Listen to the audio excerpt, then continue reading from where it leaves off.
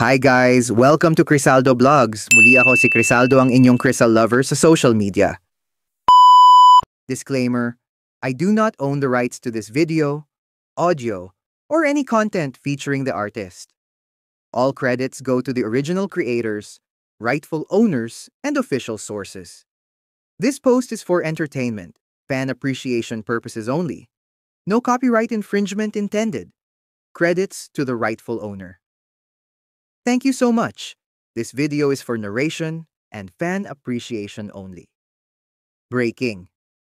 Dingdong Dantes nag-shoot sa Baclaran para sa bagong teleseryeng The Master Cutter. Umagaw ng pansin ang production sa gitna ng abalang kalsada. Isang nakakatuwang sorpresa ang nasaksihan ng mga taga-Baclaran nitong linggo nang makita si Dingdong Dantes sa gitna ng shooting para sa kanyang bagong proyekto, ang The Master Cutter. Maaga pa lang, abala na ang production team sa pag-setup sa paligid ng Baclaran Church. Sa kabila ng init at dami ng tao, maayos ang daloy ng shooting.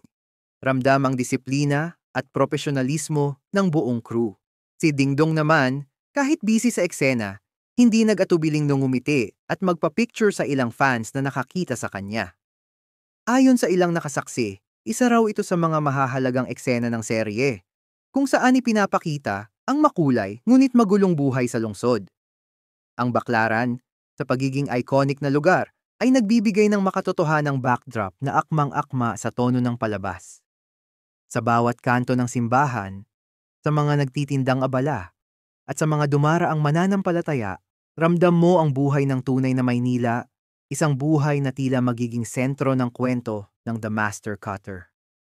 Habang umaandar ang kamera, kapansin-pansin ang focus ni Dingdong sa kanyang karakter. Tahimik muna siya bago magsimula, tila iniisip ang bawat linya at emosyon. Pero pagdating ng action, biglang nagbabago ang kanyang aura, seryoso, matapang, at may lalim na parang tunay na taong may mabigat na pinagdadaanan. Ganito talaga ang tatak ni Dingdong Dantes. Palaging handang ibigay ang pinakamahusay. Anumang role ang kanyang ginagampanan. Sa gilid ng set, makikita mo rin ang dedikasyon ng buong production team. Ang mga cameraman, lighting crew, at director ay walang tigil sa pag-aayos para makuha ang perpektong shot. Sa gitna ng abalang paligid ng Baclaran, tagumpay nilang nagawang makapag-shoot ng maayos, patunay sa galing ng mga taong nasa likod ng proyekto.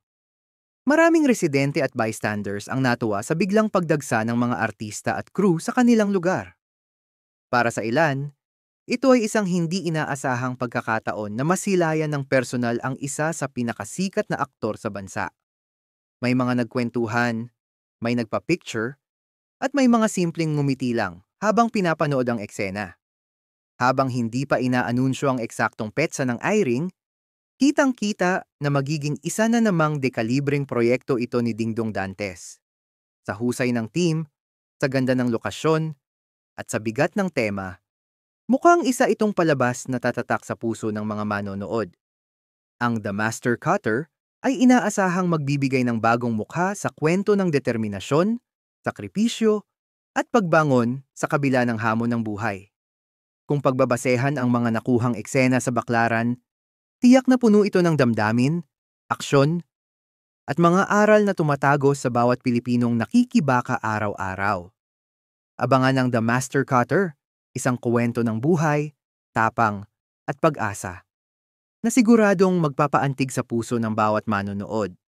Sa likod ng bawat eksena, makikita natin hindi lang ang galing ni Dingdong Dantes bilang aktor, kundi ang dedikasyon ng buong team sa pagbibigay ng inspirasyon sa bawat Pilipino. Muli ako, si Crisaldo, ang inyong Crystal lovers dito sa social media.